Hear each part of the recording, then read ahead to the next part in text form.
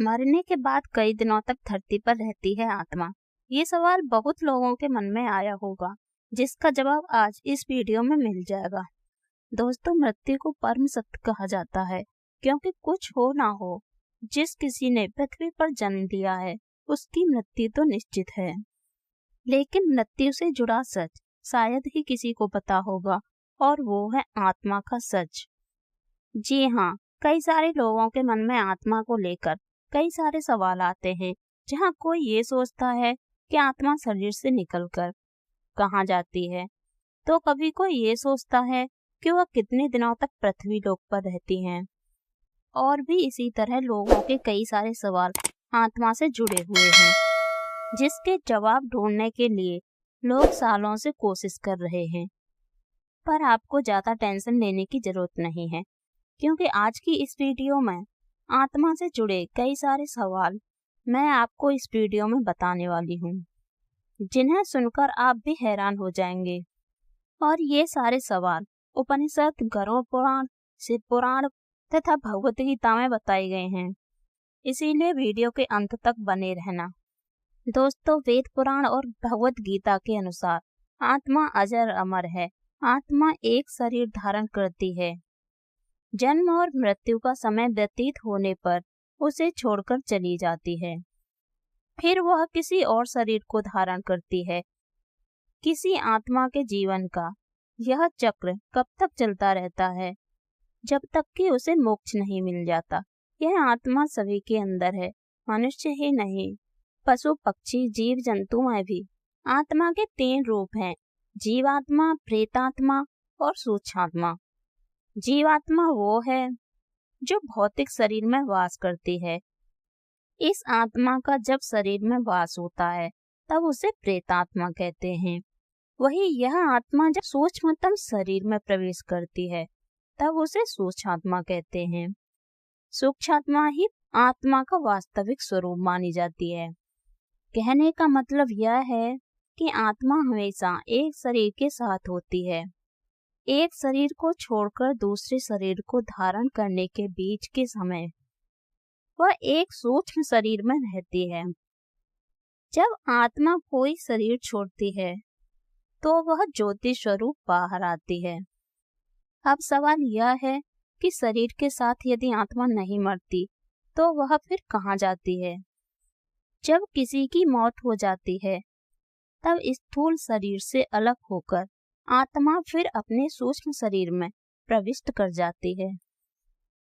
इस सूक्ष्म शरीर की बनावट भी स्थूल शरीर जैसी होती है, लेकिन वह नजर नहीं आती।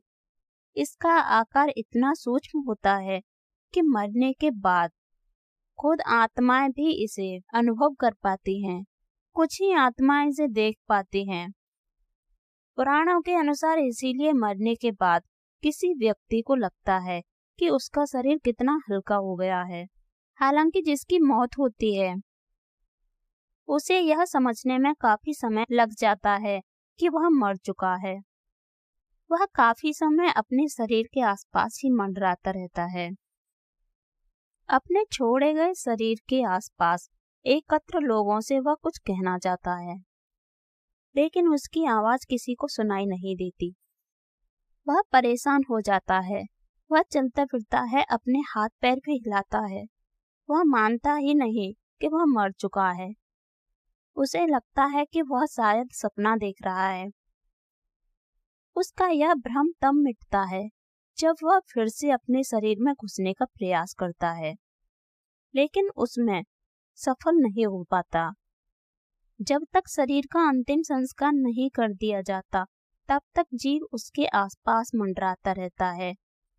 इसीलिए सनातन धर्म में शरीर को जला दिया जाता है, क्योंकि यदि उसे दफनाया जाए तो जीव उसका मोह नहीं छोड़ पाता है और उसके इधर उधर ही भटकता रहता है। अधिक माया मोह वाला जीव तो शमशान के आसपास भी बहुत दिनों तक चक्कर काटता है। वही जिन जीवों को प्रियजनों से अधिक मोह होता है वह अपने प्रिय व्यक्तियों के निकट रहने का प्रयास करता है। मृत्यु के बाद कोई कहाँ समय गुजारता है, यह इस बात पर निर्भर करता है कि वह कैसी धारणा और विश्वास के साथ मरा है। मान लीजिए कि बचपन से यह धारणा है कि मृत्यु के बाद उसे लेने यमराज भैंसे पर आते हैं, तो उसे उस समय वही छवि दिखाई देगी। मरने के 12 दिन के बाद यमलोक के लिए यात्रा शुरू होती है। अब सवाल आता है कि शरीर छोड़ने के बाद कोई आत्मा किस रास्ते यमलोक जाती है। कहते हैं कि जब कोई आत्मा किसी शरीर का त्याग करती है तो उसके बाद ही यात्रा के लिए उसे 3 प्रकार के मार्ग मिलते हैं। इन मार्गों के नाम है अर्ची धूम और उत्पत्ति विनाश मार्ग। इसमें एक रास्ता ब्रह्मलोक तथा दूसरा पितृलोक और तीसरा नर्क का है।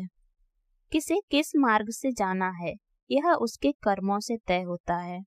अर्ची मार्ग का सफर ब्रह्मलोक और देवलोक ले जाता है, वही धूम मार्ग पितृलोक की यात्रा पर ले जाता है, जबकि उत्पत्ति विनाश मार्ग नरक के लिए है। यजुर्वेद में कहा गया है कि तप ध्यान करने वाले लोग मृत्यु के बाद ब्रह्मलोक जाते हैं। सत्कर्म करने वाले आम लोग भी ब्रह्मलोक यानी स्वर्ग जाते हैं। यदि आप यह जानना चाहते हैं कि स्वर्ग जाने पर क्या होता है, तो वहां जाने का मतलब है देव बन जाना। वहीं बुरे कर्म करने वाले लोग मौत के बाद प्रेत योनि में अंतकाल तक भटकते रहते हैं। बाद में वह फिर से धरती पर जन्म लेते हैं। हालांकि यह जरूरी नहीं कि वे फिर से मनुष्य योनि में ही जन्म लें। पुनः धरती पर आने से पहले इस तरह के जीव पितृलोक में रहते हैं, वही उनका न्याय होता है। अब सवाल आता है, यमपुरी कब तक पहुंचती है आत्मा? आत्मा तय मार्ग से 17 दिन की यात्रा के बाद 18वें दिन यमपुरी पहुंचती है। गरुड़ पुराण के अनुसार यमपुरी पहुंचने से पहले रास्ते में वैतरणी नदी पड़ती है। यह नदी विष्ठा और रक्त से भरी हुई है। अच्छे कर्म करने वाले तो आसानी से वैतरणी को पार कर जाते हैं, किंतु पापी आत्माएं इस नदी में डूबती रहती हैं और यमदूत उन्हें निकालकर बार बार फिर से उसमें धक्का दे देते हैं। इसीलिए किसी हिंदू की मौत जब करीब होती है तो उससे गोदान आदि कराया जाता है। इसका मतलब है कि यदि उसने जीवन काल में कर्म धर्म किया तो उससे अंत समय में कराया जाता है, ताकि वो वैतरणी आसानी से पार कर सके। यमपुरी में आत्मा पुष्पोदका नामक एक और नदी के पास पहुंचती है, लेकिन यह वैतरणी की तरह नहीं है। पुष्पोदका का पानी साफ है और इसमें कमल के फूल खिले रहते हैं। इस नदी के किनारे एक छायादार बड़ का वृक्ष है, जहां आत्मा थोड़ी देर विश्राम करती है। यहीं पर उसे उसके पुत्रों या परिजनों द्वारा किए गए पिंडदान और तर्पण का भोजन मिलता है और इससे उसमें फिर से ऊर्जा का संचार होता है। यमलोक पहुंचने के बाद भी कहाँ किस द्वार से प्रवेश करना है, यह इस पर निर्भर करता है कि आत्मा ने जिस शरीर को धारण किया है उसके द्वारा कैसे कर्म किए गए हैं। यमलोक के 4 द्वार हैं। इनमें दक्षिण के द्वार से पापियों का प्रवेश होता है। इस द्वार से प्रवेश करने के बाद 100 वर्षों तक कष्ट झेलना होता है। पश्चिम के द्वार से उनका प्रवेश होता है जिन्होंने दान पुण्य किया हो। उत्तर का द्वार से उनका प्रवेश होता है जिन्होंने माता पिता की सेवा की हो, सत्य बोला हो, अहिंसक रहे हो। पूर्व के द्वार से योगी ऋषि प्रवेश करते हैं। इसे ही स्वर्ग का द्वार कहते हैं। इस द्वार में प्रवेश करते ही गंधर्व देव अप्सरा स्वागत करती हैं। ईश्वर हमसे हमेशा ही शुभ कार्य की इच्छा रखते हैं। उनकी रचना इतनी खराब हो जाए वह भला क्यों चाहेंगे। इस व्यवस्था को ही नियंत्रित करने के लिए यमराज की भूमिका है। जब कोई गलत कार्य करता है तो उसे भयानक कष्टों के जरिए शुद्ध करना ही यमलोक का मुख्य कार्य है। ऐसी ही आत्मा नरक जाती हैं, जहां उन्हें तरह तरह की यातना झेलनी होती हैं। ऐसी आत्माएं बार बार शरीर धारण करती हैं और दुख सहती हैं। इसे ही 84 लाख योनियों में भटकना कहते हैं। आत्मा जितनी वह शरीर धारण करती है वह योनि कहलाती है। ऐसी 84 लाख योनियां हैं जिनमें कीट पतंगे, पशु पक्षी, वृक्ष और मानव सभी शामिल हैं। इनमें पेड़ पौधे की 30 लाख, कीड़े मकोड़े की 27 लाख योनियां, पक्षियों की 14 लाख, पानी के जीव जंतुओं की 9 लाख, देवता मनुष्य पशु की 4 लाख योनियां हैं। मोक्ष होने पर ही इससे मुक्ति मिलती है। चलिए अब जानते हैं पुनर्जन्म क्यों मिलता है। इस जन्म में हम पिछले जन्म से प्रेरित होते हैं, जबकि इस जन्म के कर्म के अनुसार हमारा अगला जन्म और कुछ हद तक कर्म भी निर्धारित होता है। कर्म और पुनर्जन्म दोनों एक दूसरे से जुड़े हुए हैं।